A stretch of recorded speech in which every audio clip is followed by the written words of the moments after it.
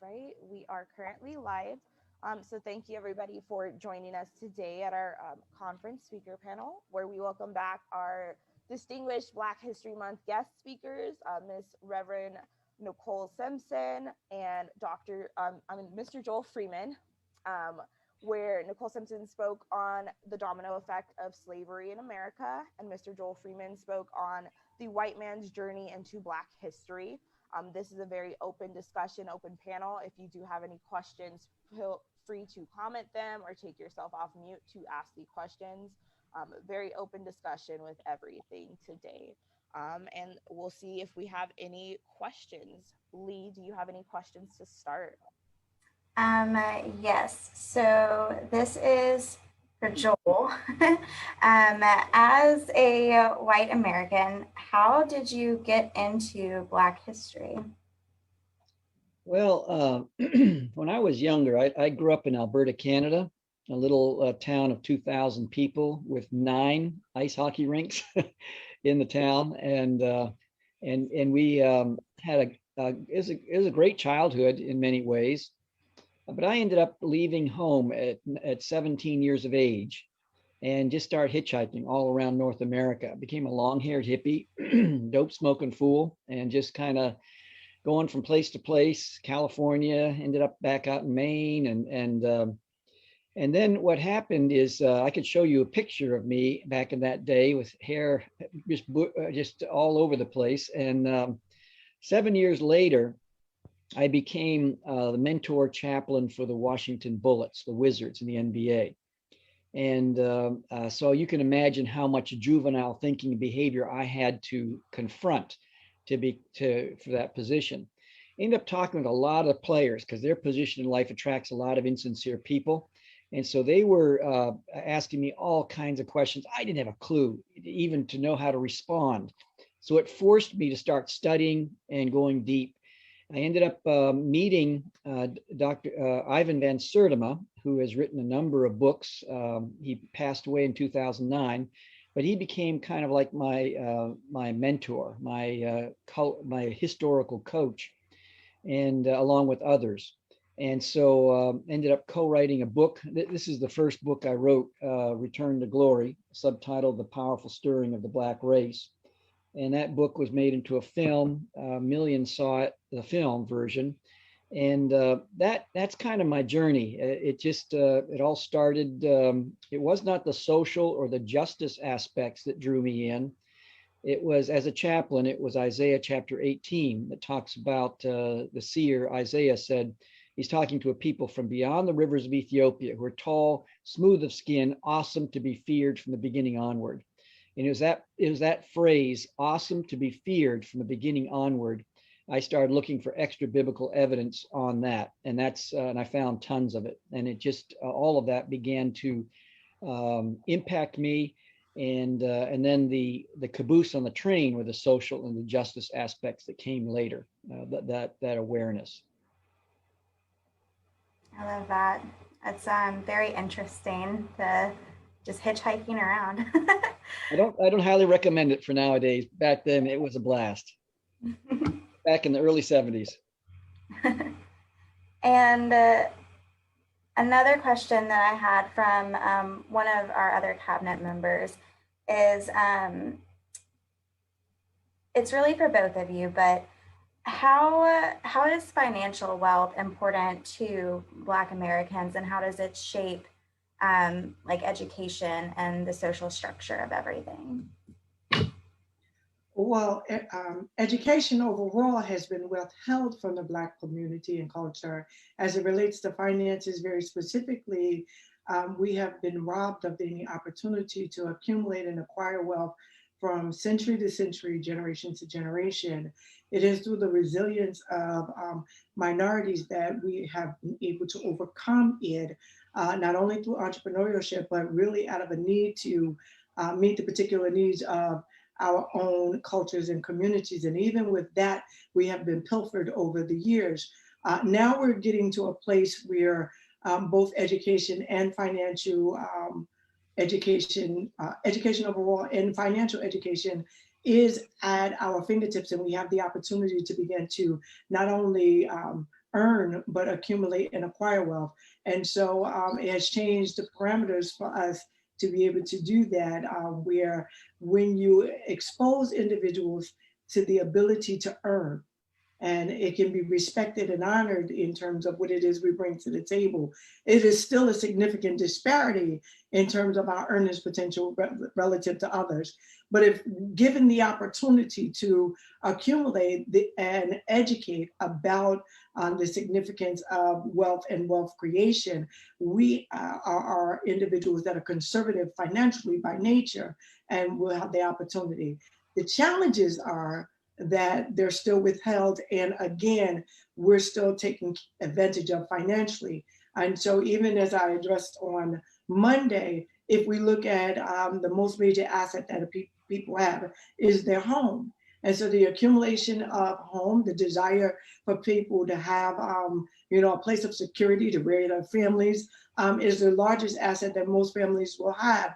And so we have been targeted financially to reduce the value of our house, the ability to get, a great mortgage, we've been taken advantage of in that regard. And again, a lot of that stems from lack of education, but also in trusting individuals that should be looking out for a consumer's well interest, yet they're not oftentimes given what's most, the best for them from an incentive perspective. And so when you have these different mechanisms that takes away from the ability of a minority to accumulate wealth, it's problematic for the entire race and culture. So you'll put a family, a Black family in, a cluster or a particular community that has been deemed a suburban community, and you will devalue their house, whereas the houses around them sell for or appraise at a greater value. You're taking away resources. That's not 50, 100 years ago. That's still in 2021. Or if you're streamlined and put a Black community in a certain community because you don't want to devalue in your own mind the value of the neighborhood as perception might have it, all of these things impede our ability to accumulate and acquire wealth. But things are changing, and that's what I'm very optimistic about. We have an opportunity to not only accumulate and acquire, but we're also bringing to the table a different perspective of how invaluable financially we are and the financial contributions that we've made to society overall. Do you feel that Black Americans will always have to play catch up, so to speak, to obtain wealth? Unless you give us reparations, and when I say you give, I don't mean, indirectly, but I think African Americans are entitled to reparations. Every other culture that has given free labor or has been as disenfranchised as we have as a culture is entitled to some way of leveling the playing field. To be quite honest with you, I will be so bold as to say we don't really need reparations. We just need the dominant culture to stop changing the rules. And if the rules stop moving or the goalposts stop moving, we are resilient enough to make up any shortfalls in our own lives so that we don't need what someone may deem to be a handout. We don't need negative conversations or dialogue that makes it seem as if we're not willing to do our fair share. Neither do we need individuals to demean our contributions to society overall. The contributions that minorities have made to America, the fact that we're standing as great of a country that we are, is off of free labor. So think about the fact that there have been hundreds of years of free labor in order for America to be what she is today. And so you couple that with the laws that have been disparate against us, there is a conversation to be had for reparations. But like I said, my assessment is even without reparations, just give us the same playbook and watch us work. And we, because we've already proven that with little we can create much. What would you consider to be adequate reparations? Oh, well, there's a whole list. So let's just start with housing. adequate reparations for those individuals that have done the hard work and fought within the parameters of America's rules. Any minorities that have acquired any secondary education, whatever student loan debts or what have you that they've accumulated, they should be wiped out. Period, point blank, end of story. As it relates to housing, there had been a general assessment that had been done, in terms of appraisal of houses that averages out to a diminution of economic value for minority homeowners of an average of $45 to $50,000. That should just be wiped out as well. So if someone still has a mortgage, that is reduced by 45 to 50,000. If someone has paid their houses off, then the house appraisal should make up the shortfall in terms of that. And then the education system in low income households, anybody that wants to go to education, at least for the next 100 years, finances for education should not even be a conversation or issue. And then they should look at the judicial system and every individual that has been negatively affected by the judicial system and the money that is made in private prisons, there ought to be restitution to them as well. So that's in short 4 areas in which we ought to make an adjustment almost immediately to make amends with the minority community. Joel and Johnny, any thoughts? Johnny on? Yes, I'm here. Go for it. Oh, I didn't hear the full question. What we were talking about reparations. What would you consider to be adequate reparations? Well, I'll go ahead. Yes. When I think about the word adequate reparations, I go back to the idea of opportunity once again. Is that I hear many conversations about there being a cash infusion, and I'm not against the cash infusion for reparations, but I'm also for economic opportunities as well to better position ourselves so that we can grow and that we can build as well. I think that one thing about reparations is there should be that economic structure around things, allowing African Americans to be more competitive in the marketplace by giving them those same type of opportunities structurally that can lift us up and allow us to become producers, not just consumers. Because I think that in itself is another issue that we struggle with, is we are more in consumption than production. And if we are structurally able to be involved in the production of things, I think that part would be a major part of reparations as well.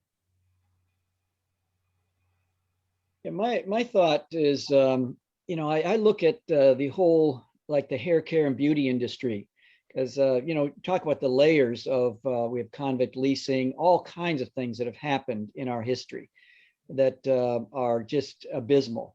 With Dr. Walter Milton and myself, we ended up doing a Black history curriculum for schools. And there's a certain section here, we talk about some of the issues that have hit us. And I view that as kind of like, blades of grass in a concrete jungle. You got concrete, and there's no way to exaggerate when trying to describe the horrific nature of the concrete, the legal, the judicial, the business, religious. There's so many different layers to this, from the Supreme Court down.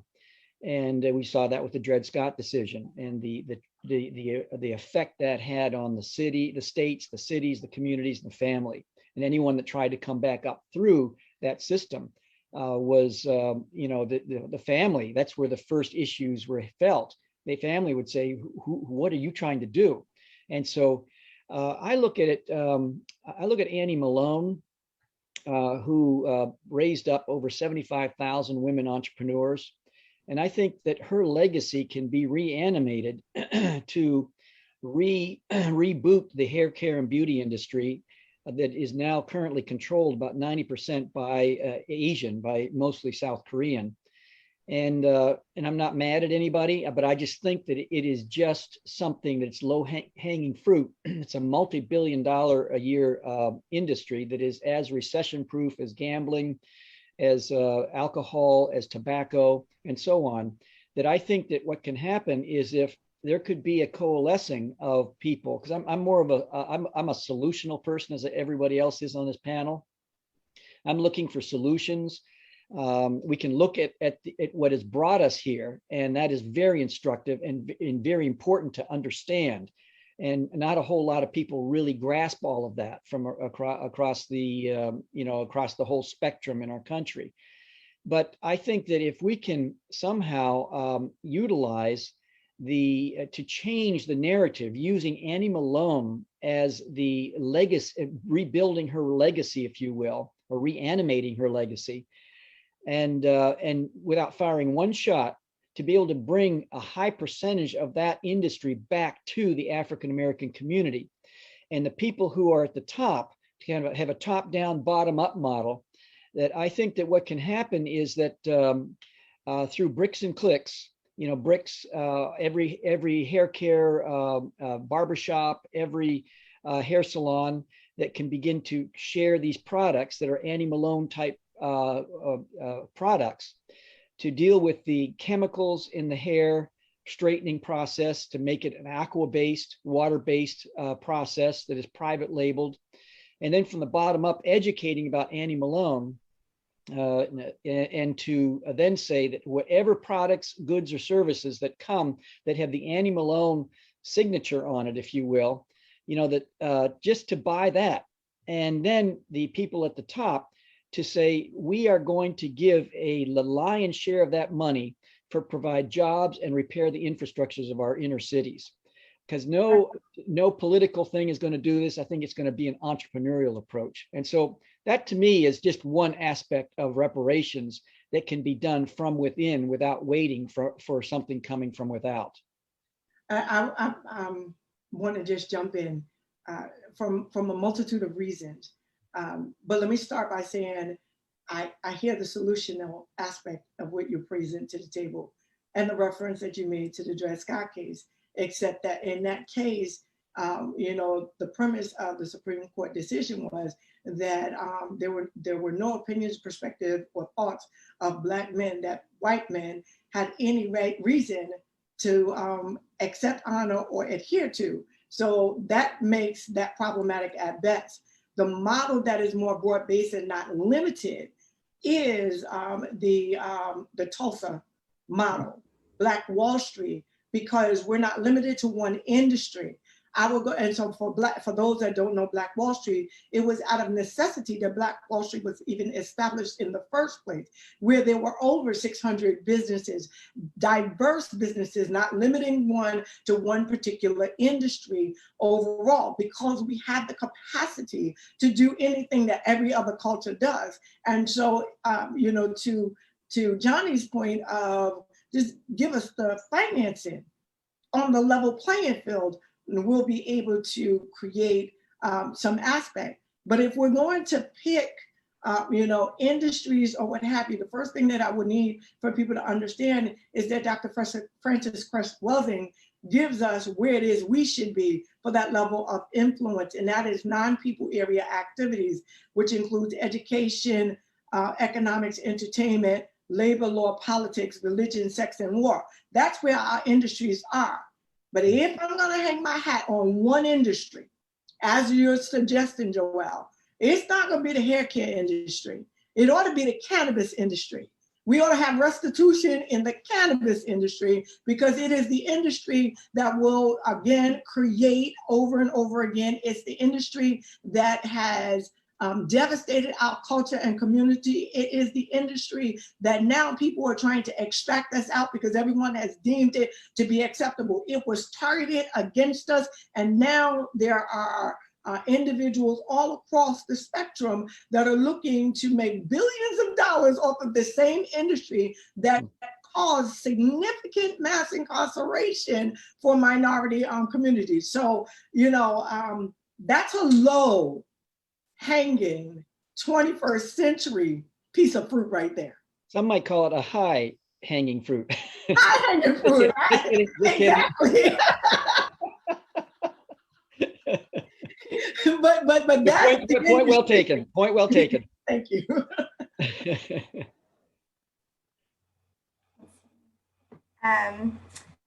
So I have a few questions coming in from Taryn as well. But Johnny, you spoke to us about America's first Black millionaires and how they overcame disadvantages and that anyone can overcome disadvantages to make their way. I'm curious whether you agree with Nicole that Black Americans are still at a disadvantage and whether reparations are necessary.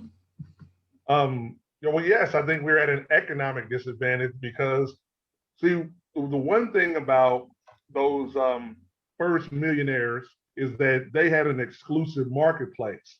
They were able to sell to Blacks because Blacks couldn't buy from anyone else. However, they were also able to sell to whites who were interested in buying from them at the exact same time. And they had these businesses, and like I said before, they were producers of things. And so for us to be highly competitive, we need that same type of structural boost to us as well, where we're being given opportunities to be the, like I said before, the producers of products and services on a mass and bigger scale. Like, for example, right now, there is no African American that runs a technology firm that's of any consequence or of any size to have an impact in that way. Whereas when we are in position, in other words, and when I say position, it's not a gift, it's an opportunity for us to be in position to be producers. And that's why I keep going back to that, because right now we do more consumption than production. And to have an influence in the marketplace or have an influence in this world, we have to have more control of the means of production, whether it's any type of product, but we just need to have that opportunity. And that's what the government had done in the past, was it put people in position to get a leg up in this country. And that position isn't available to us at this point the way it was in the past. So now we're looking, that's what we really need is, like when housing came about, well, we weren't able to take advantage of housing when it first came about, but that gave the birth to the middle class. And we weren't able to take full advantage of that, but there was a program in place for that. And so it wasn't designed for the poor, it was designed to create a middle class. And so that's what I'm saying that we need from the government are programs that allow and spur production more. So can I piggyback off of Johnny? Because Johnny, I think you are absolutely right in what you're saying. It is the production opportunity, the ability to acquire loans, the financing of businesses that that we don't have the same level of access to. You can take a minority business, or an aspiring minority who desires to be a business owner with an excellent business plan, projections that make economic sense, relatively decent credit, 620 to even 640 credit score, and somebody that is white can bring the same proposal to a financier, get the funding. Now, I use 620 to 640 credit score for a reason, because that's just normal, just barely making it or what have you. But if the color of your skin will allow you access to financing and the color of my skin, and we're bringing the same product or the same business model to the table, and I can't get it without a 750 credit score, there's disparity right there. And that's what puts us in a place of consumerism more than it does entrepreneurialism. So, it's those systemic biases where someone has an executive decision, the executive authority to make the decision, you know what, I'm gonna take a chance on you. Right. Same business model, same credit score, all things being equal. The difference is my skin color versus Joel's skin color. Joel will get the loan and I won't. Right. He'll give you another historical example of that. Ford wasn't the first one to invent a car. C.R. Patterson actually was. He actually invented a car at the same price point as the Model T. But what was the difference? Funding. He didn't get the support to produce at the same level. This man already had done it. Ford was catching up. He wasn't there. So C.R. Patterson has to go off and make trucks instead. Now he's making trucks now, but the point is he would have still been the first to build cars on a mass scale had he got the funding. Two men did the exact same vehicles, but one was white and one was black, and that was the difference between the two. But they had the same price. That's important. The same price point on the vehicle. So there was no difference. Just like you gave the example of credit score, but there's no difference. So that's an example of that once again. I think about the Grameen Bank, the microloans to alleviate poverty, the ones that they won the Nobel Peace Prize. But I think about that and how it could be applied in America. And I feel like, oh, here's another question. What does financial equity look like for the Black community moving forward? We're still trying to figure that out. Look at where we're standing in the middle of COVID-19. And, pre-COVID-19, 40% of African-American businesses are no longer in existence for a year because they didn't have access to PPP loans in order to keep their companies above par or sustainable. And another larger business, because of their type of relationship that they may or may not have, which would deem to be successful, has access to the loans that should have been designed for small mom and pop. So we're still trying to figure that out in the 21st century because they're still messing it up. Now, I don't want to get political, but I think what this president is doing for this next 2 weeks is probably gearing attention to minorities, and that financial equity is finally taking minorities into consideration. So for those of you that are aspiring entrepreneurs or struggling entrepreneurs and you just established a business, from last week, Wednesday, for the next 2 weeks, right? So from Wednesday, I guess it was the 24th, for 2 weeks from the 24th, small minority businesses that had established themselves and perhaps are, running on the brink of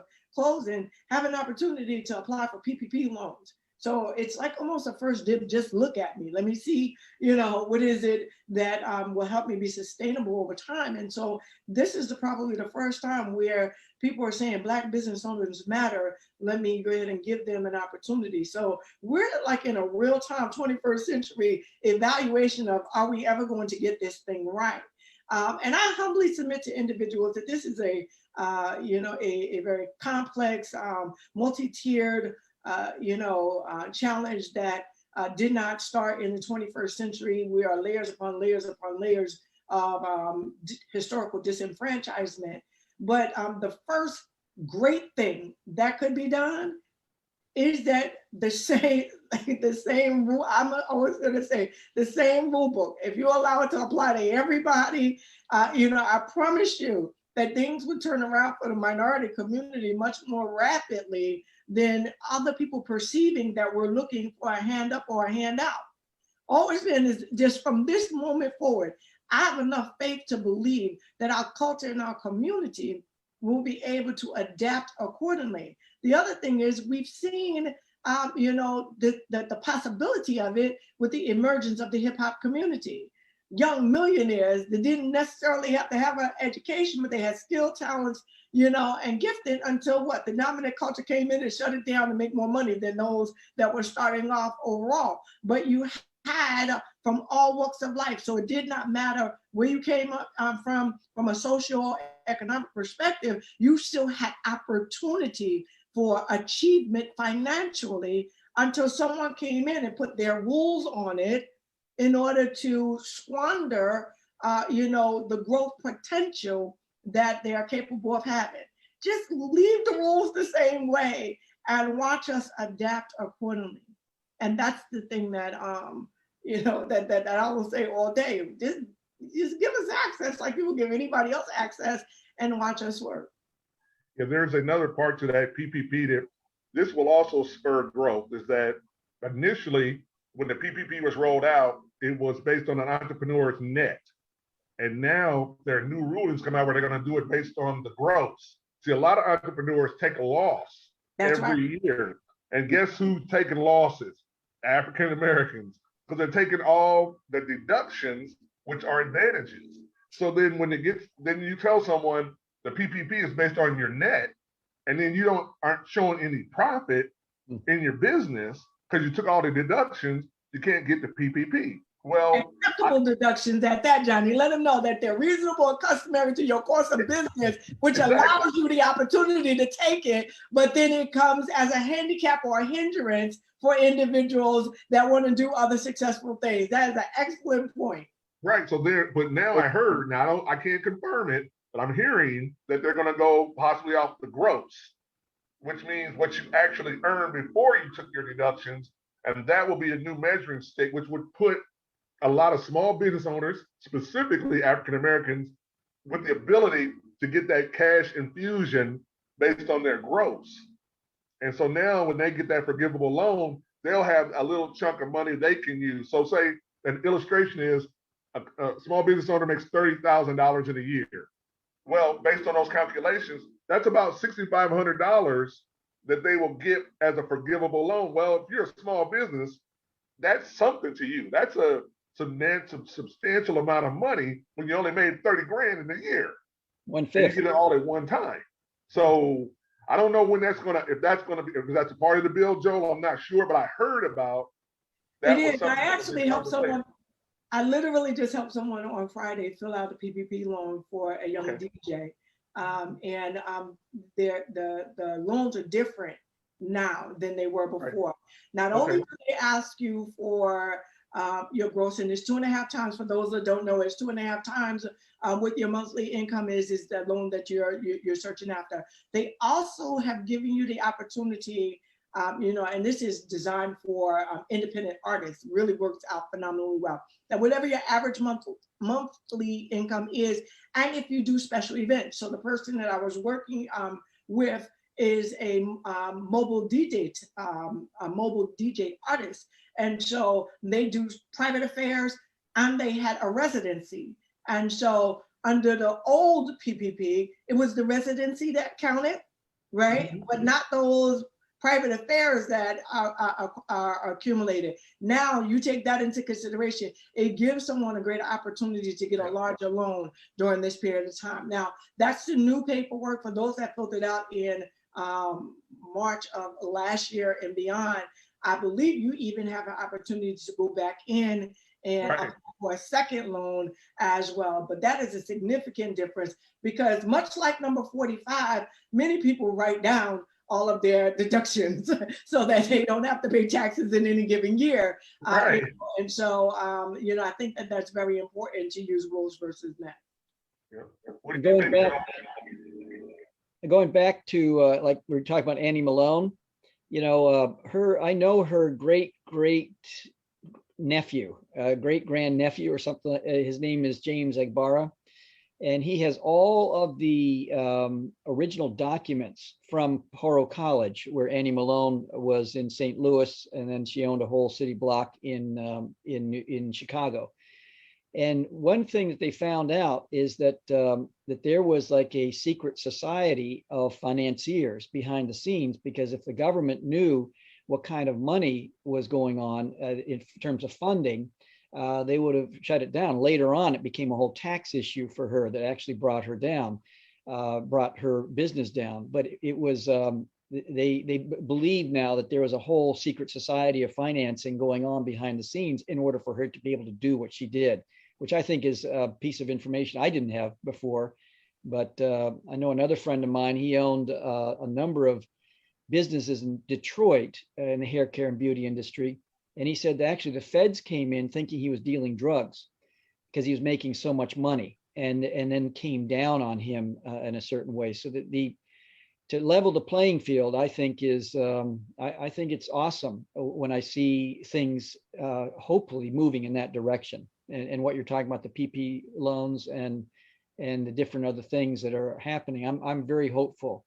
They're not limited to the hair care industry, though, Joe. That's the one thing I know you keep going back to, but it's cash businesses, period. So bartenders, DJs, entertainers, entrepreneurs, any cash-oriented business, which might be, which also includes beauty salons and, nail parlors and things of that nature. Barbershop. Yeah. Oriented businesses overall, have the opportunity for high revenue generation, generating opportunities, and then also being able to whittle it down to, the expenses. Beautiful. Great insight. Thank you. Hey, I I'll want give to you a get to little know tip. you, by the way. I know Johnny very well, but I want to get to know you. You have a lot going on in terms of your insights, and I can learn a lot from you. Thank I, you. I, I'll give one for Joe here with Annie. Annie's today's net worth. This is how bad this lady was. In 1920 was when she made her money, but today's value, she'd have been $183 million would have been her actual net worth today, based on the era of 1920 when she was around making her money. In So 1926, her taxes Yeah. alone were a little over 38,000. Just her taxes. That's amazing. so she had made a lot of money for that era into today. It's a lot of money, in spite of all the circumstances. Yeah. Another question that we have, do you, and this is for all of you, do you feel like the presidency will help or harm the influence of young African-American youth? Do you think that change will have to come through the communities first before it hits politics? Laws shape the direction of any community, period. So each presidency can, or each legislation can hinder or accelerate the growth of a culture and a community, of any neighborhood. This is not limited to minorities, but when you start changing laws that precisely target minorities to disenfranchise and oppress them, it hinders the ability to be progressive and to move forward.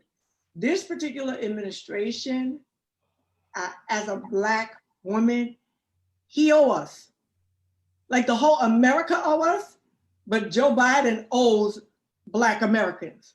And because there would be no President Joe Biden without minorities coming up, and in spite of the disparate laws being trying to be shut down and voter suppression that happens on the local level, they carried him across the threshold with the first time. This, I think, is probably one of the absolute first times there's a Black agenda that says we want economic justice. So he's aware that the laws that are going to be passed have got to be sensitive to how it would affect minority communities.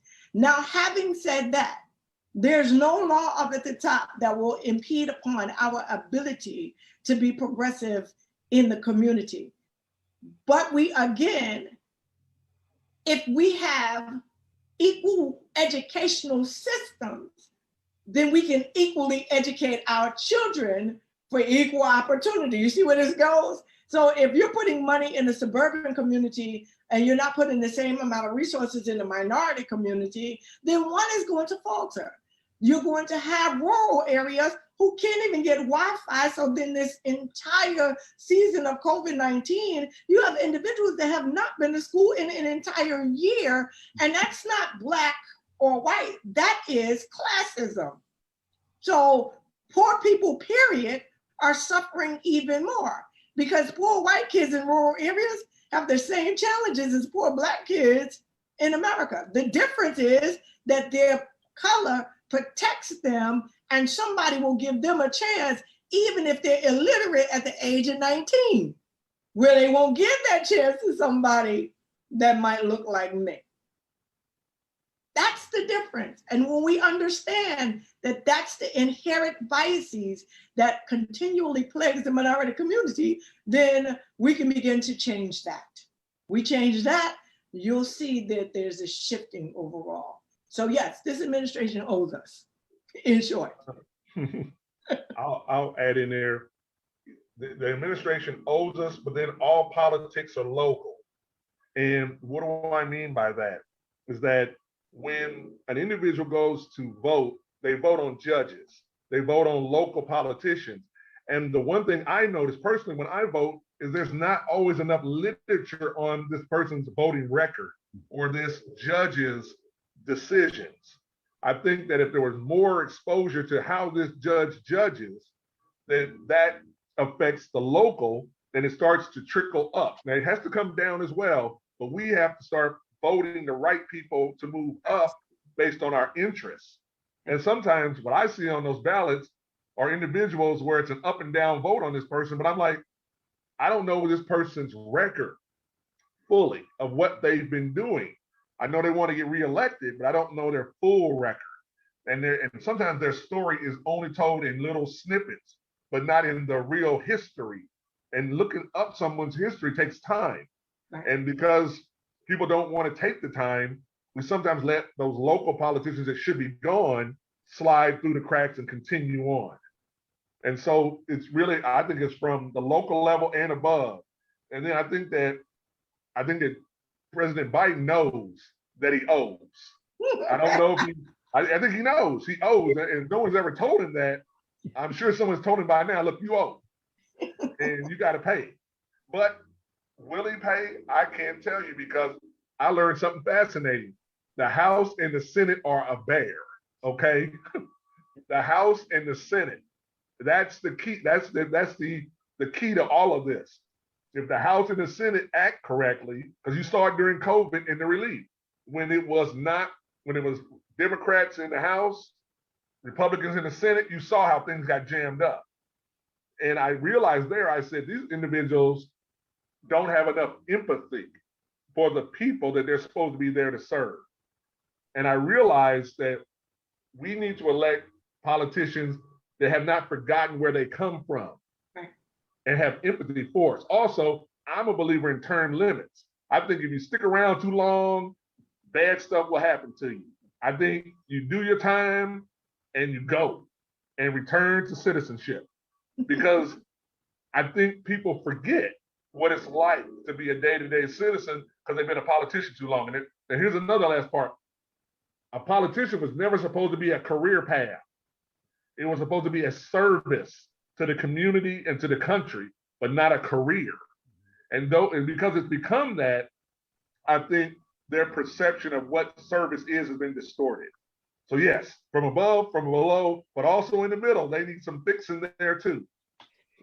I'm a registered independent, fierce independent, and a capital I and a small L for libertarian, a tiny small L for libertarian, but but I look at both sides. I look at policy issues. I try to get past all the noise. And the thing is, something we included in the textbook is something called Black People and the Deadly Dance with Both American Political Party Machines. Right now we have a binary choice, and it's been that way. Other third-party things have tried and have failed, it seems to me. But like Johnny was saying, and Reverend, I'm going to get to know you, Nicole.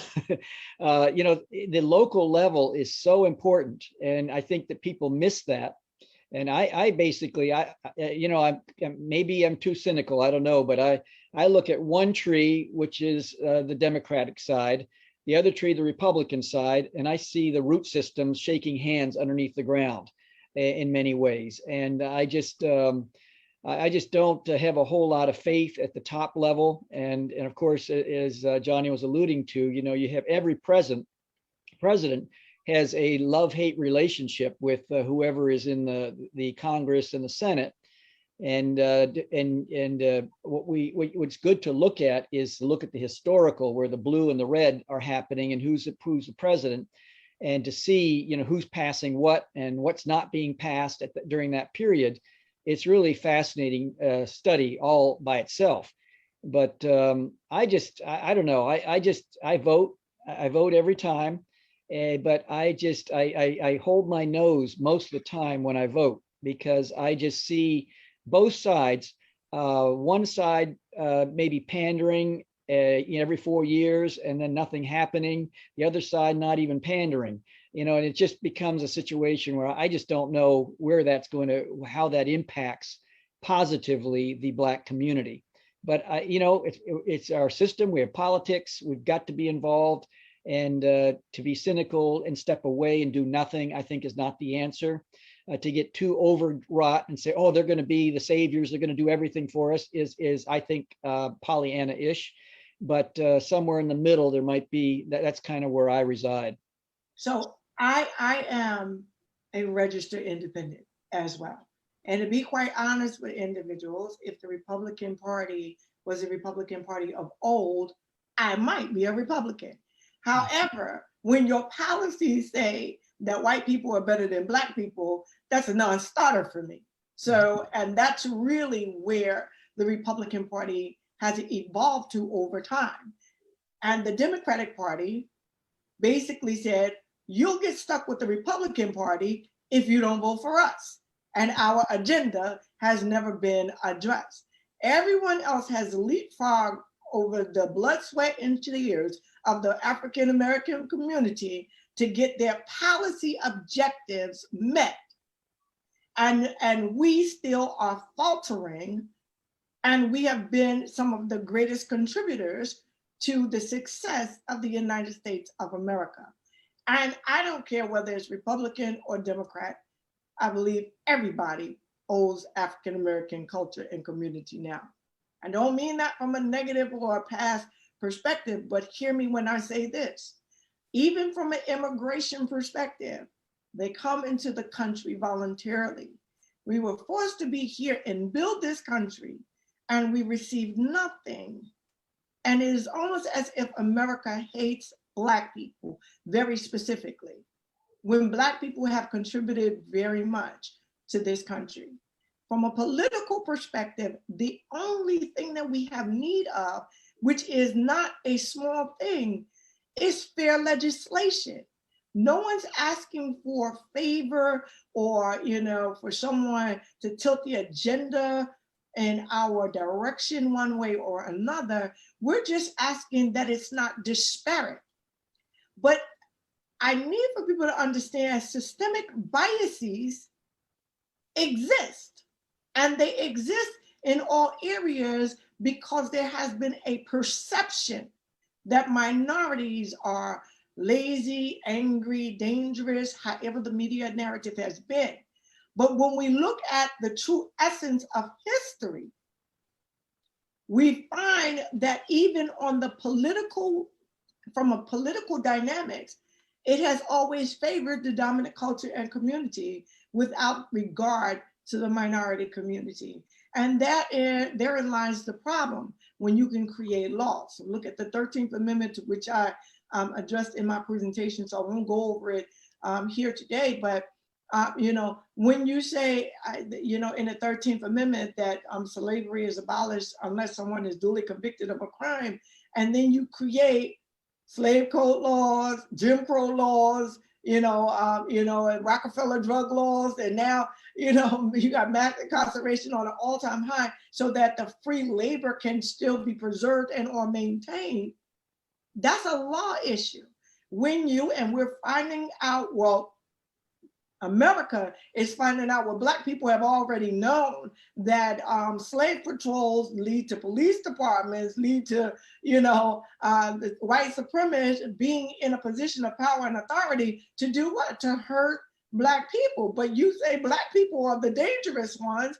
History has shown that white people have been the most abusive, the most heinous, to this culture overall. They're the murderers, the thieves, the liars, and the ones that have disenfranchised minorities. Now, no one wants to hear the truth because it makes people uncomfortable, but Black people have never tried to, take over the Capitol. We just never did that. We never ran up into the White House and decided that we wanted to take the vice president's head off. We didn't do that. That's not us.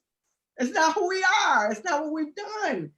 But yet we get blamed, or someone wants to compare our demand to stop killing us with our hands up and no weapons to property. There's a problem with biases and systemic inherent biases that is on every level of position of authority. So We need legislation to change. We need fair application. And we need justice to really be blind. And then maybe we can move forward as a country. Wow. Next question. I'll have everything else to add to that. Mic drop. Other than I'm going to give you a triple here, I'm also independent. Next question. I say libertarian with a small L because they usually put up wacky candidates, you know. It's like, oh my goodness. But basically libertarian in the sense of, hey, you know, keep my streets, pick up the garbage, internal, external security, and a few other things. But for everything else, just stay the heck out of my life, government. Just stay the heck out of my life and let me be. You know, it's what I hear Nicole saying. You know, just equity. Have the laws that are equitable for everyone, and just let us do what we do. Yes. This question is for you, Joel. You are very passionate about educating on Black history and that it didn't start with slavery. How important do you feel that it is for everyone to know that, and why is it important? And then the second part of this question is, how important is it for those who are not people of color to learn about Black history and be advocates for Black history and the struggles of Black Americans? Great question. Thank you very much. First of all, you know, when we put together this textbook, it's 1,248 pages, over 2,500 images. And you can imagine, you know, when Dr. Milton and I got together about 2.5 years ago trying to figure this out, what happened is that we decided everything we were looking at started with slavery or the slave trade. And he had an experience when he was, I think, in 4th grade, where a white teacher was saying, we're going to talk about Black history, or, and they started with slavery. And he saw some of the most pejorative images of docile people, you know, and the whipping. And he went home and he was just completely overwhelmed. And it just made quite an impact on him. And one thing that we connected on was that this has to start with ancient Africa. I talk about the hunting, the gathering, the fishing, the mores, the folkways, the farming, agriculture, industry, and then to talk about the ancient African kingdoms. I mean, Mansa Musa, for instance, from Timbuktu. You think Bill Gates is wealthy, or Bezos is wealthy. He didn't conquer by destroying people. He conquered by gold, and people were wanted to be a part of what he was doing. But people to understand, because this engages all ages, is for people to understand what was going on. The ancient African kingdoms that transcend the current geopolitical lines that were established, especially during the Berlin Conference in the late 1800s, and so. I think it's very important, because now, once we understand this body of information, and once again, no pejorative images, just to see that people were functioning in at such an incredible high level. Now we're ready for the good, the bad, and the ugly of the last 4 centuries. And even when talking about slavery and enslavement and the trade, to show the rebellions, to show the trickery that was used, and the slave rebellions that happened, ranging from Amistad and so many other recorded rebellions, and so many unrecorded rebellions that happened. Maybe you could call them micro rebellions or whatever, but so many things that were happening along the way. What I think that's so important, and for other white people, I look at it this way. I think that we can talk about curiosity, where we have what's known as momentary curiosity. I remember one time I was in Piccadilly Circus in London, and I was just walking along, and I saw this guy with a blue mohawk and tattoos all over his face and all over the rest of his body, I assume, because he was running out of real estate on his body. And for a moment, it was like, whoa, I'd like to get to know this guy. I like to get to know his story. There was momentary curiosity. But what happened is that as I went on about my business, I forgot about him and moved on to the next thing. I think there's something to be said for long-term 24/7 curiosity. I think much of corporate America is built around fear around this particular topic of diversity and inclusion and so on. And so what happens is when a company calls me in, for instance, my first question is, why are you calling me at this time? And I need to know, is this a reactive measure? Is a proactive measure? If it's reactive, fine. Tell me the story, and we'll work around and deal with what is happening. But I think that what happens is many times people have this 9 to 5 curiosity that is only so that they don't get in trouble on the job and get fired or get sued or whatever. And then at 5:01, it just reverts back to whatever it was. And so I'm more interested in what kind of gateways can I find in another human being that can help to engage the 5:01 all the way around the clock to 8:59. And so that this can become something that can really engage them on a higher level. Augustine said back in the 4th century, said, seek to understand before seeking to be understood.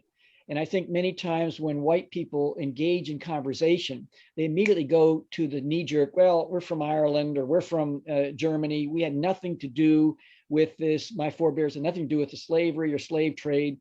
And immediately you see the eyes glaze over on the person of African descent saying, okay, I get it. I can't talk about this topic with this person. And so I think what's important is to, going back to the Augustine quote, is to seek to understand, to ask open-ended questions, seek to understand some more. Doesn't preclude the need to be understood. It doesn't even guarantee that one will be understood, but that's the chronological sequence when getting to know somebody is to seek to understand. And I think then what can happen is in a different, in ways, in small ways. It's like the old story about the, I saved another starfish. I threw it back. Well, what about all the others? Well, I saved another one. I saved another one. It's 1-on-1. And if God grants the grace to be able to have 1-on-3, 1-on-10, 1-on-3,000, then that's all part of it. It all starts 1-on-1, and it has to be not just the words, but also the music behind the words, the passion, the sincerity of heart, and that doesn't come quickly. It's just something I think that as a person grows in this area, and they begin to see that there's so much more than they weren't taught in school. I think that this world can become a better place. Can I go back to something that I thought that you said that was very necessary to highlight and illuminate even more? Let me start off by saying that one of the things that you addressed before dealing with the slave trade is really the intelligence of Africans, because you went international culture before we get to the slave trade. And somewhere along the line, not at the hands of Africans, i.e. that translates to African Americans, there was a lack of education for minorities because the dominant culture withheld education. We started internationally off on the same playing field. And those attacks that you're talking about was really in the act of war, and then the slave trade, which then targeted Black people specifically for trade. So then education was extracted. The perception that minorities are second-class citizenship came from the actions of white Americans not taking into consideration all of the things that they have done to impede the progress and the growth of minorities. But whenever given opportunity to be educated, you've seen the excellency of the culture and the community. So now it's almost as if we've hit the 21st century after 400 years of slavery, and there is this, it's almost condescending at best, but this like pacification of let's give Black people. That's the part that really, for educated Black people, irritates the mess out of us, because it's not a giving up, except that you guys have had the opportunity to create the rules and hand them out as you feel beneficial. And I appreciate the candid conversations and dialogue that we're having even today. So I do want to, commend Kappa Tau Kappa for even putting something like this together so that we can have open dialogue and discussion overall. But, because it creates allyship. And Joel, I will give you my number when we leave before we walk out, so you can get to know me better. But, and vice versa. Yes, but so here's the thing that has to come. It cannot come with the the context of let me help you do a thing, because therein lies the inherent bias that there's a handout about to transpire. When if you would just take your privilege out of the way and let us come in on level playing field, you will see that all cultures, not just minorities, but all other cultures are great contributors to this melting pot called America. And so white supremacy has got to be denounced, but yet it's not. And so, when one believes that they're greater than everybody else in the world, well, everybody else is going to get mad. And in America, it seems that is an acceptable practice, and that is starting to filter out into the rest of the world, and that is a problem. There's also another part of that is the bringing white individuals or the majority of the community into the Black community. It has to do with awareness as well. Like recently, there was an acknowledgement, and you may have seen the movie Hidden Colors, where they talked about these African-American women that were involved with NASA. Well, one of them finally got named in that, like a commemoration to her and the work that she done. She was the one that came up with the coordination, the coordinates to get the man on the moon. Well, most people don't know that it was a Black woman doing that. And so I think sometimes the majority doesn't know how influential Black Americans have been in their day-to-day life and the impact that they've had on their day-to-day life. So I think also it's about awareness at first, to realize the level of impact that has occurred. And sometimes that gets kind of brushed over and it's not acknowledged or recognized. And so I think the first part of pulling in any majority of people is to first create the dialogue, but also awareness of contribution, so that when a request is made or an ask is made, it's not looked at as like, oh, we're just giving it to them.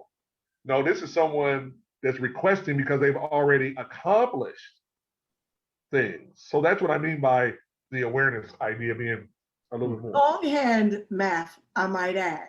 Katherine Johnson, Dorothy Vaughan, and Mary Jackson. Longhand mathematicians working for NASA at the time. So those are 3 Black women in their sect. So yeah. Their names, man. Say their names.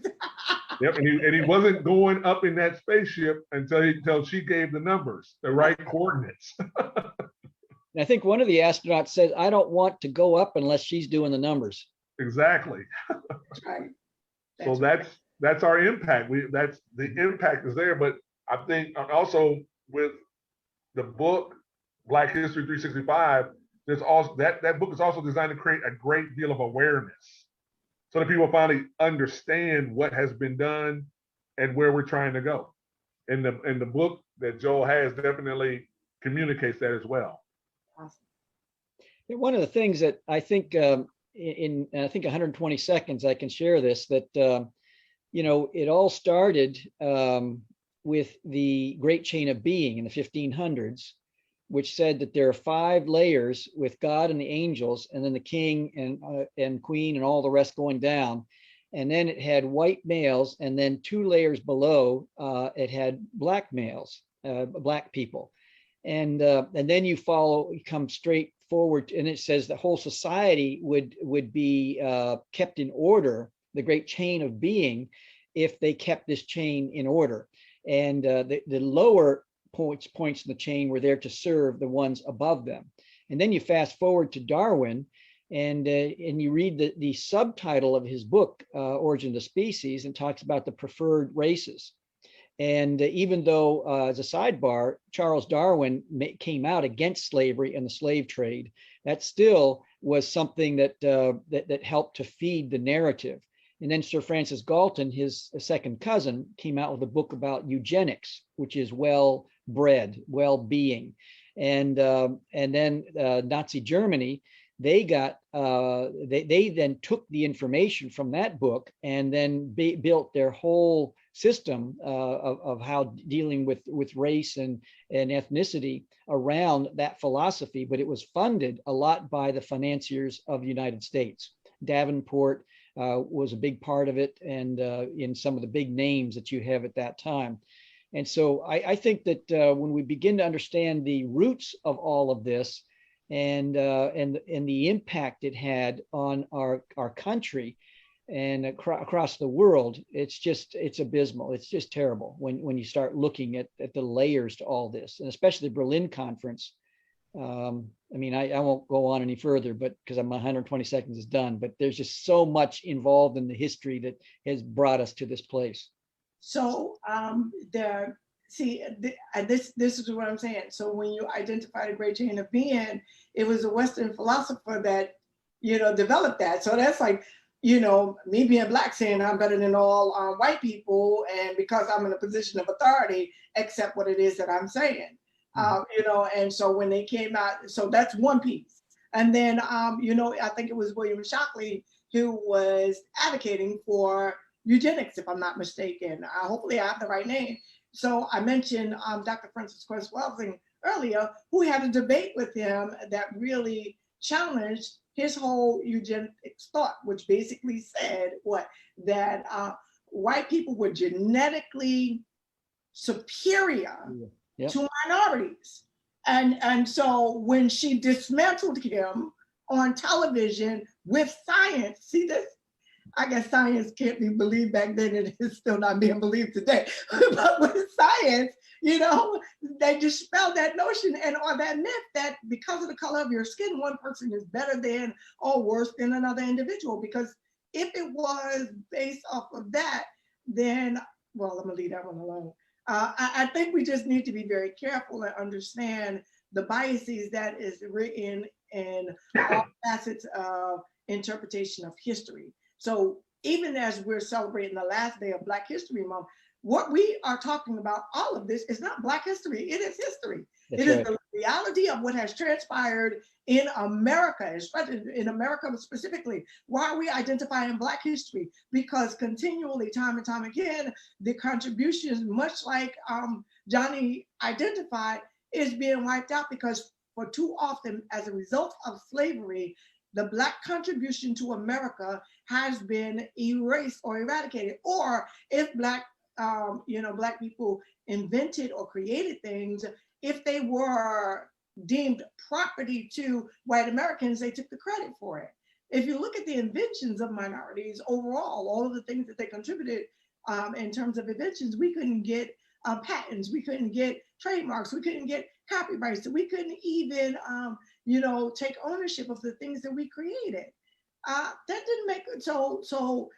I mean, if you really want to say history, that's the history of white America stealing from Black America over and over again. Well, that is history, indeed. And so I need for us to be more careful with our language, and that's my life goal and objective, is to make sure that we're more careful with our language and careful in identifying what has deemed, because it's in a book, as truth or facts, because the biases of many things that have been written down from philosophers comes from their lens and their worldview. Now, I will say this in defense of that. I am by vocation a CFP, but by ministry call, I'm a preacher, right? And so my educational background is not in my CFP. I have that expertise as well, but it's all in, theology. You read the Bible, what has been taught to minorities comes from a Western or Eurocentric lens. all of the individuals that do the interpretation of the Bible, all of the commentators that do the interpretation of the Bible will give you very simply the story of Abraham, Hagar, and Sarai. Will give you all of the history of how Abraham and Sarai were okay, but nobody will identify that Hagar was raped. But now when you read it, you'll say, well, you know, Sarai had the right to treat Hagar the way she did. Abraham had the right to kick her out the way that she did. But where was Hagar's rights in it? Commentary will tell you that, you know, because we revere Abraham and we revere the story of Sarai, that Hagar is non-incidental in the story, except Hagar represents individuals without a voice. So when I interpret the story, I'll interpret it differently than a Eurocentric, you know, a Euro-Western commentator might interpret the story. And so we've got to be extraordinarily careful with how we present things, and worldview or perspective is important. It is a contribute to the conversation, which is why we're at the place where we're at today in America. Because as far as many in white America feel, we as Black people should be happy at where we're standing right now. That it's not as bad as it was in the days of slavery. Like, there's commentary to support that, except there is no acknowledgement of the marginalization and disenfranchisement. It's just more subtle.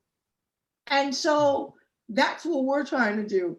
Uncover, you know, and have people to recognize where your privilege is in direct contradiction to my oppression and marginalization. Does that make sense?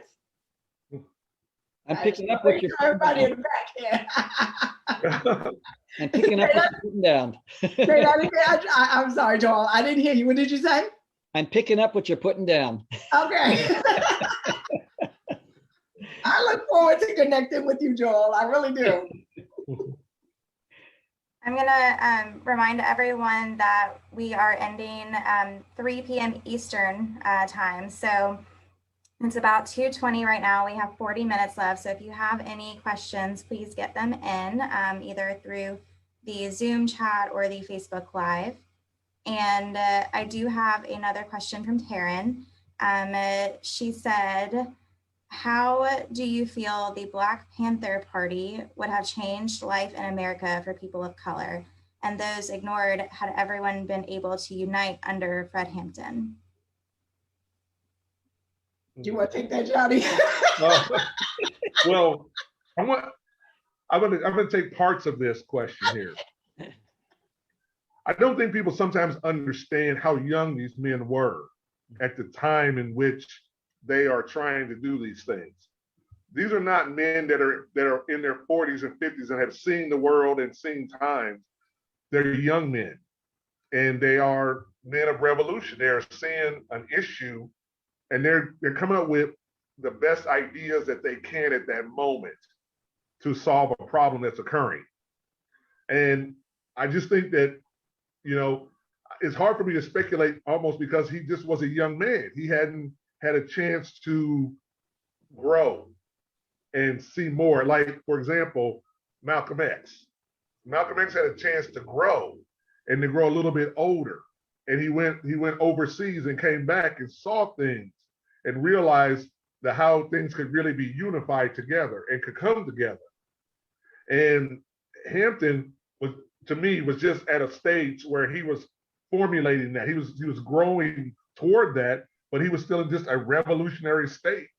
And he was ready to go to war. And that's kind of how I looked at him. But I just looked at him as just a young man, not quite, he just needed time, you know, to get a little older. So let me jump in. So let's start with the misconceptions about the Black Panther Party, because let's see what it is that they were really doing that was so offensive to America at large. They wanted to make sure that the kids were able to eat, that there was fair housing, that their communities were taken care of, that drugs were out of their communities. These were the perspectives and the charge of the Black Panther community, to ensure that Black people were respected. Black Panther Party did in California very specifically what we're trying to do today. They use the rules that were on the books in order to protect their community. And so oftentimes, and this is, again, I just, the reverend in me says that the strength of our youth is really where change can take place. And if we would just begin to respect who our young people are, the strength and the resiliency and the fight that they have, we'd be in a different place instead of being conformist. And so the goal and the aim of the Black Panther Party was always phenomenal. Take that at the same time, that anytime there was any activism done, they had systemic oppression levied upon them. And so at an early, young age, the Black Panther Party is bucking against the old guard, the civil rights movement. They're bucking against also the political affiliates, not only in their communities, but on a national scale. It is unfair not to put out into the universe what the government did to dismantle the Black Panther Party, that all of the infiltration that the government did to destroy the Black Panther Party. If more people would have gotten behind the Black Panther Party, we probably would be more progressive by at least 20 to 30 years. Laws got changed about carrying weapons because the Black Panther Party knew their rights and they adhered within the confines of the law.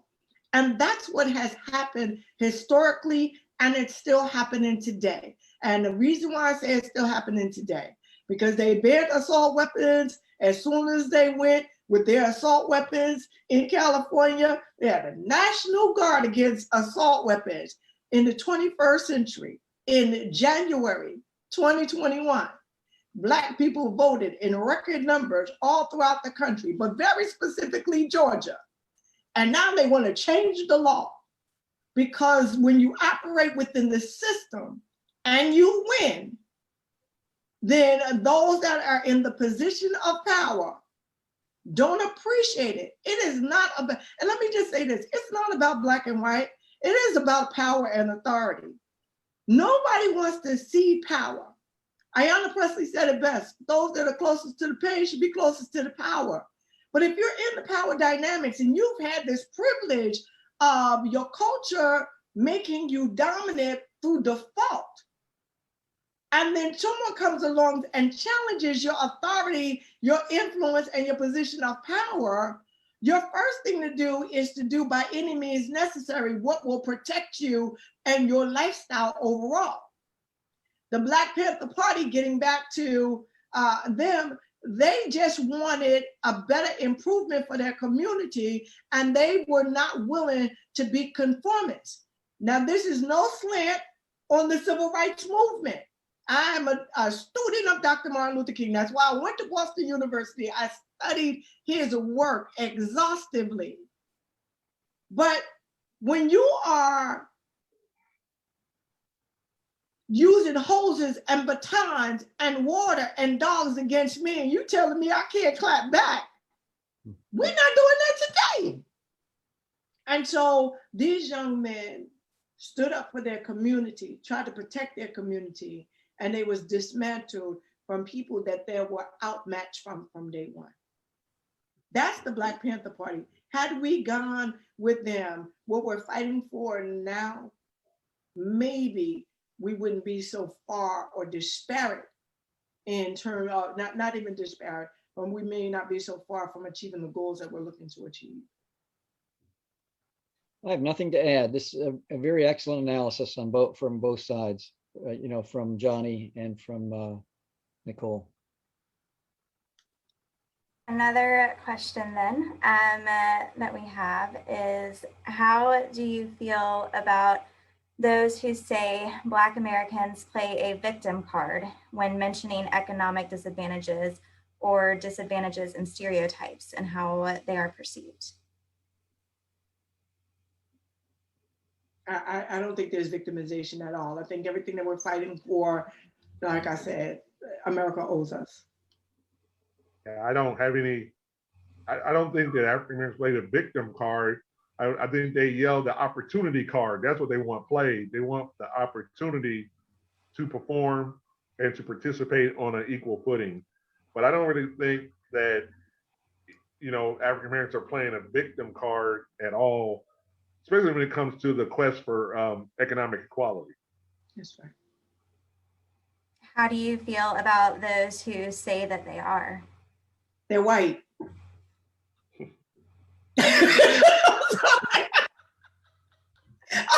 I'm not trying to be dismissive, but usually those individuals that say that feel like we're taking something away from them, and that really is. I don't want to be facetious. Please forgive me.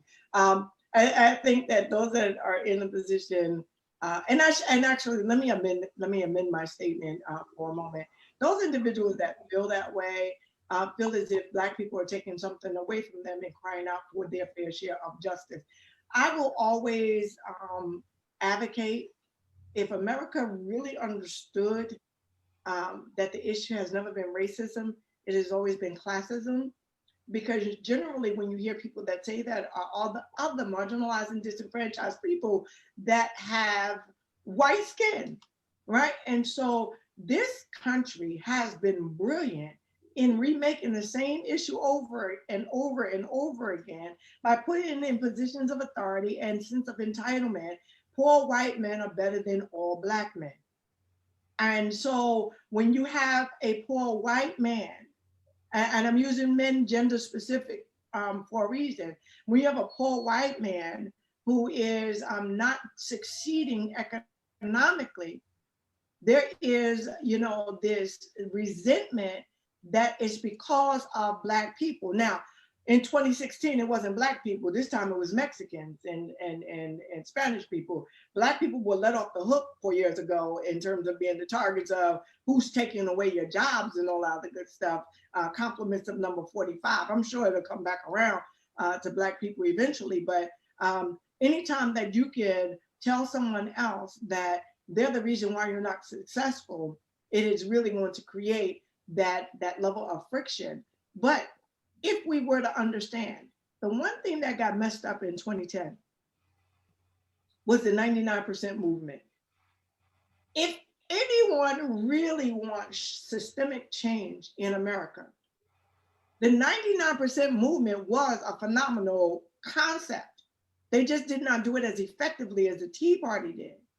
Because the 99% is the oppressed and marginalized, all walks of life, Black, white, Spanish, immigrants. It's a bigger tent of individuals that have been hamstrung by the wealthy elect.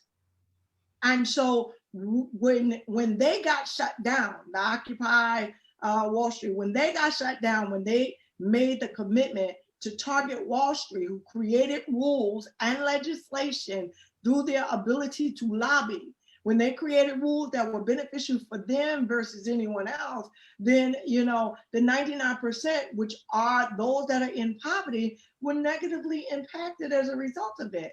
And so if we could ever realize our fight is not amongst each other, our fight should be against the wealthy 1% that wants to preserve the rules, and that wealthy 1% uses racism to keep us fighting amongst ourselves. If we could ever unify as the 99% and say, we want change that will lift all tides, racism will die out. That's just a natural fact. But as long as the wealthy can use the narrative that the reason why you can't succeed, poor white man, is because those Black people are in your way, as long as they can continue to use that. And like I said, they just substituted Spanish people and Mexicans 4 years ago, but I'm pretty sure at some point they're gonna come after Black women because we really changed the election in 2020. So I'm sure we're probably on the hit list right now, except Black women, the most highly educated group of individuals in the last couple of years coming out with secondary and post-education. So that might be a little more difficult because we are educated at this point now, and we got a flashlight and we got 4 years in order to do some systemic, consistent work that changes the position that we're standing in economically now. But if they could ever get back to that conversation, it's a conversation that can seriously damage us. That's a more serious answer to the question. I have another two-part question from Taryn. And this one is, the first part is, how do you feel about the Black Lives Matter movement? And the second part is, do you feel that the criticisms of Black Lives Matter are valid? I'll go ahead and answer that first part. How I feel about the Black Lives Matter. Sometimes I look at these organizations from a structural standpoint. And the idea of Black Lives Matter, I absolutely believed in, support, but then they became an organization or an entity. And then I started seeing things that were concerning to me. Like when it started to grow, like there were like local chapters. But then when it reached the top of Black Lives Matter, the people at the top did not want to, what I call like, be the tip of the spear. And they didn't want to be the tip of the spear. Like, I think organizations have to have someone at the top that's a leader of it, someone that's at the front of it. And what I saw, and maybe Dr. Nicole would say something different, it just seemed like there was never anyone in charge. It grew and it grew and it kind of morphed into this thing, but it never had one person or two people in charge trying to guide it and direct it. And it seemed like it stayed at such a grassroots level, like it stayed locally everywhere. But when it was time for it to be growing to something with a tip and a spear to the end of it, it didn't have that force anymore. At least that's how I interpreted it at the end. Johnny, you're gonna make me get in trouble with our own kind. This is a problem. You're about to get me in trouble with our own kind. But so let me just go here for a moment, right? So Black people have been conditioned to have massa up at the top, not white, Black, or whatever, but that whole organizational structure that you're looking for is simply because we're used to somebody telling us what to do, how to lead us, how to guide us. What I appreciate about the Black Lives Matter movement was that it was so organic. When you do it compared to, right. And if I didn't have my doctorate already, I would have done a doctoral study, civil rights movement versus Black Lives Matter movement. Anybody want to take that? Interview me. I promise you it's going to be real good about my perspective. But listen to what I'm saying.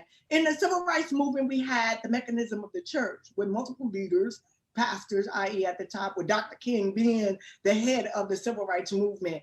And we missed the mark and dropped the ball in so many areas that no one wants to talk about, so that when Dr. King was taken out, we got desegregation. We did not get equality overall because we had all of our faith, hope, and trust in one entity. And when that entity was taken out, we just faltered and accepted what they offered us. When you look at the Black Lives Matter movement, it was organic, rising up, and it included everybody. Civil rights movement had what? Black men at the top. You didn't have women, although we're invaluable, and this is where I don't want to get in trouble and us argue amongst ourselves. We can do that at home later, but other people are watching, right? So you have women that were disconnected, and then those individuals that did not have a clean record, or they didn't look like they were presenting themselves in the most appropriate manner in order to represent the movement. Perfect example, Claudette Colvin was the first person who was the one that sat on the bus.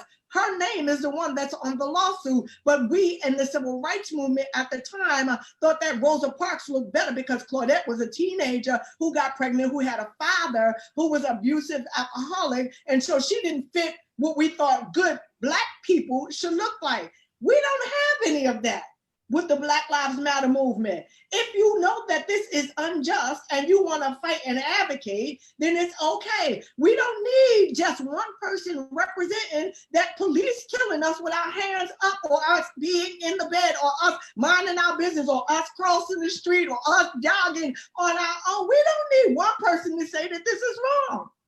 Every person in every community, every Black person, whether you got a record or don't have a record, whether you're a woman or you're not a woman, whether you're gay or you're straight, has the opportunity to say, my life matters. And so from that lens, those individuals that advocated for that, those kids from all walks of life, young, old, middle age, all of us coming together to say my life matters, Black Lives Matter, is really the movement. Now, if you can't represent that your life matters, not you, Johnny, but if you can't represent that your life matters in that regard, then that's problematic at best. The problem is everybody wants to pigeonhole or pin responsibility on one individual so that you could target it so that they can then dismantle it. And now because there's no control over who to put the blame on when something goes awry, it causes discomfort for a lot of people. I say Black Lives Matter Arizona, Black Lives Matter Kansas, Black Lives Matter New Jersey, go on Black Lives Matter all across the country.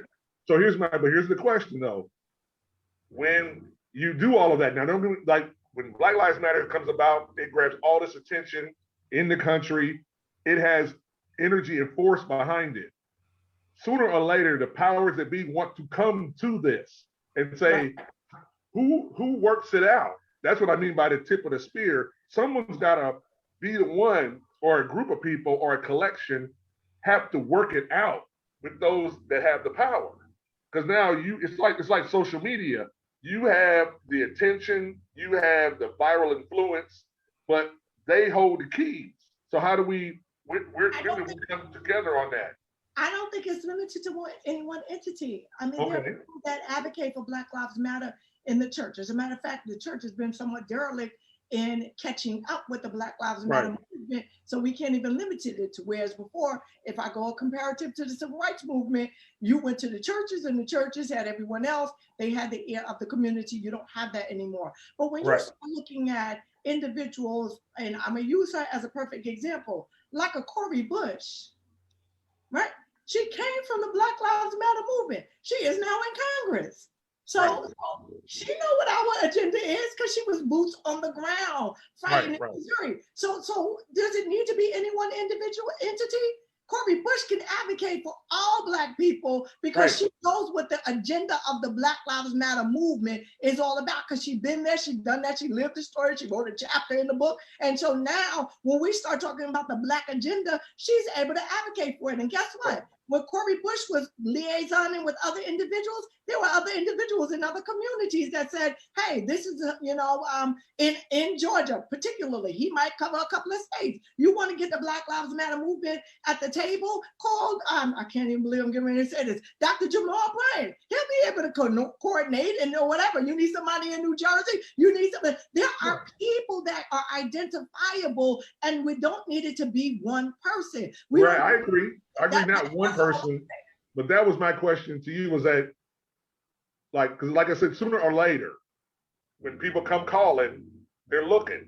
And to know that there are people that have moved into Congress who have that agenda, who have that knowing. That's what I was just referring to. Okay. And I'm just saying, let it be a groundswell, let it be organic, let it be what it is. Because here's the thing, when people are ready to have the conversation, I promise you, the people that are advocating for the needs of the collective Black community, I promise you they'll be at that table. We can be found, because if I'm doing something in Georgia, I'm calling Killer Mike. See, other people might not call Killer Mike, but I'm calling Killer Mike. Right. You understand what I'm saying? Because he has the pulse of the community, and he has an impact. So see, other people who might not think that Killer Mike is the one person, but he's a person of influence in Georgia. You want something done. Now, Stacey Abrams can advocate for Black Lives Matter. Now, mind you, you may say how and why, when her advocacy is voting rights. You know how she knows how to set the voting agenda and who to talk to and how to get people involved? She went down to ask Black people about what is it that is important to you. She knows that Black Lives Matter. It's not one entity, it's an organic, moving, living, breathing mechanism that has a multi-tiered approach. If somebody wants to deal with criminal justice, criminal reform in any capacity, they come to New Jersey. There are not too many conversations that could be had where my name will not pop up. Because the boots on the ground when it comes to Black lives and those individuals that are incarcerated, at some point, somebody's going to mention Reverend Dr. Nicole B. Simpson. Right. You don't need to be on the national level, but I promise you, when those on the national level are ready to talk to people in the local community, those in the local community know who to invite to the meeting. That's all I'm saying. All So right. yes, let's leave that movement right where it's at. All right. Any thoughts, Joel? I was just, I just had a chance to take a look at the amount of, I know 90 million came in last year. And I always look, regardless of the organization, I look at where the money came from and where the money is going. And I'm just very hopeful that the money goes to for jobs and for real world aspects. So that's just my comment. So where does the fight for equality go from here?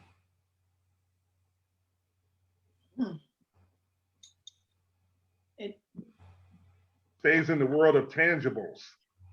As far as the fight for equality goes, no one's interested in symbolism anymore or symbolic gestures. Yeah.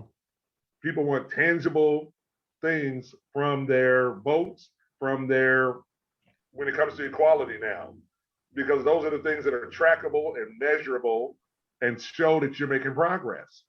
When we were given the right to vote, we were given the right to vote, but there was nothing anchored to that. And so I think, to me, and everyone else can chime in, we're looking for tangibles now in the things that we want when it comes to equality, at least from an economic standpoint. We definitely are. Yeah, I look, when Nelson Mandela said that education is the most powerful weapon that can change a society. And that's, people protest in different ways. And, it's marching. Maya Angelou wrote poetry.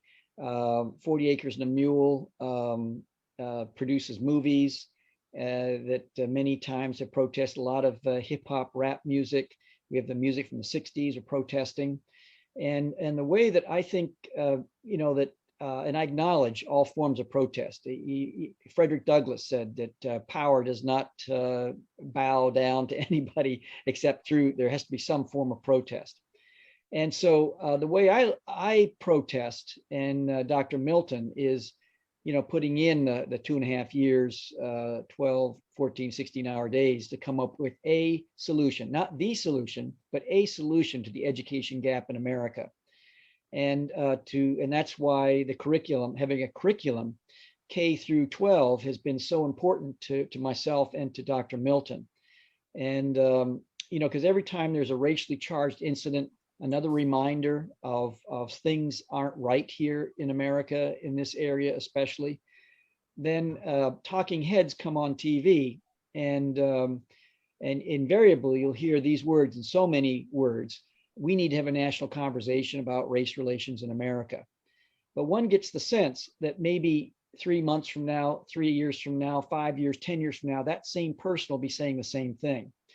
And so what I believe is so important is to start these conversations, and everything around this is uncomfortable. And so I think it's embracing the uncomfortability of it all.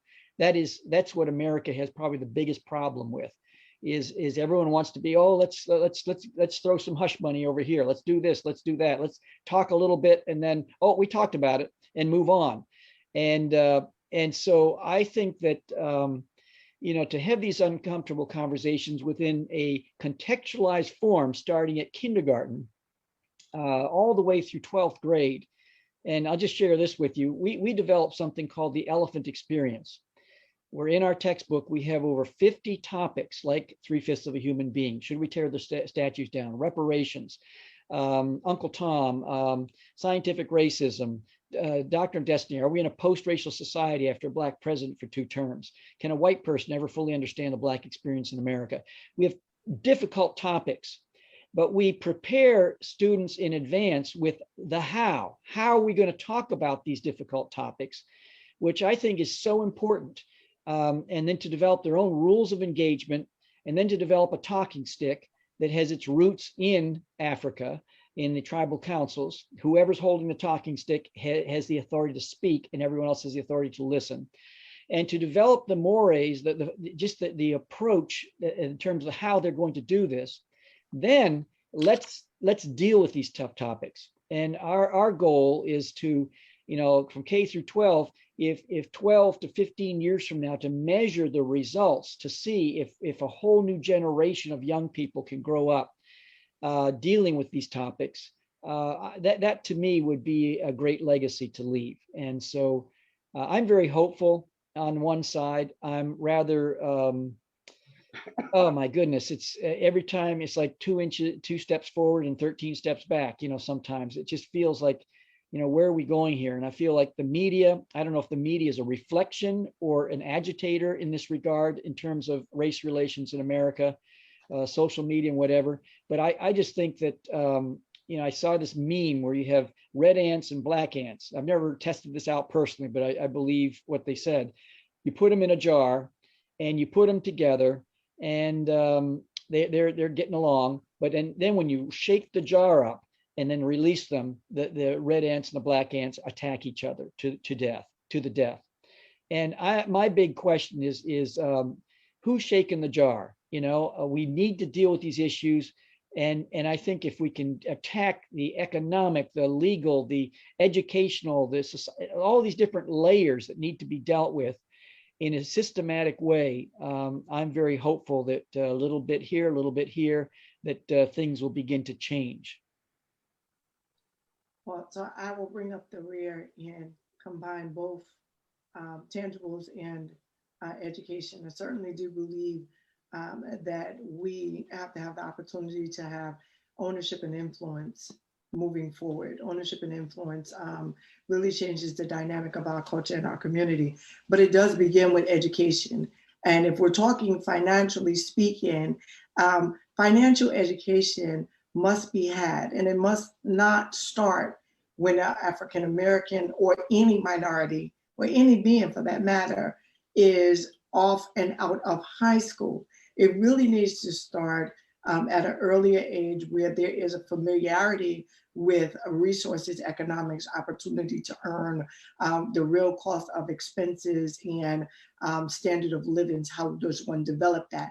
Because it really doesn't, what does not define you is where you start. It's really where you finish, where you land. And so if you have education, you have access to opportunities to expand your standard of living, no matter where it is that you started from. I say this as a Black girl that grew up in a project, that I'm a doctor today.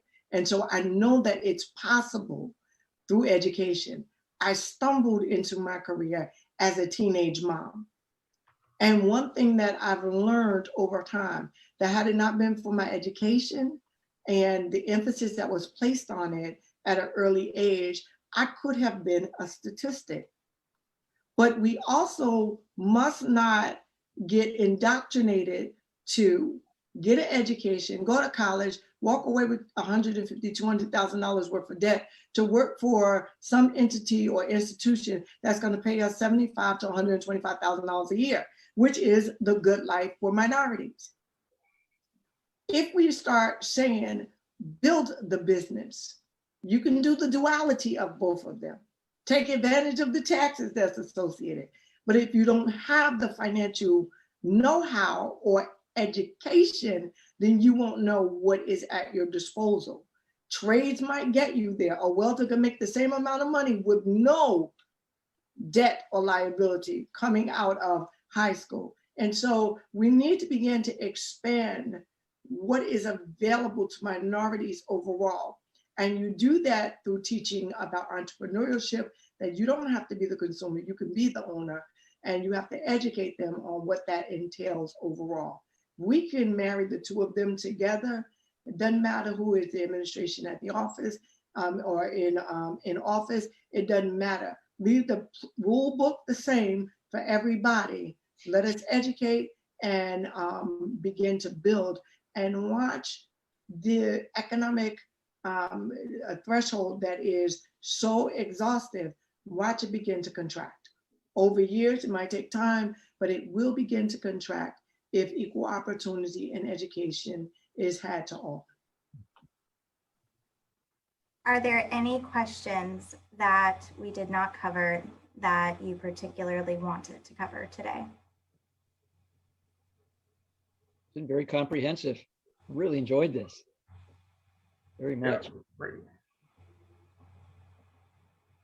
Thank you so much for your time and answering all of our questions. And thank everyone for joining on behalf of Kappa Tau Kappa as well. I'm going to go ahead and end the live video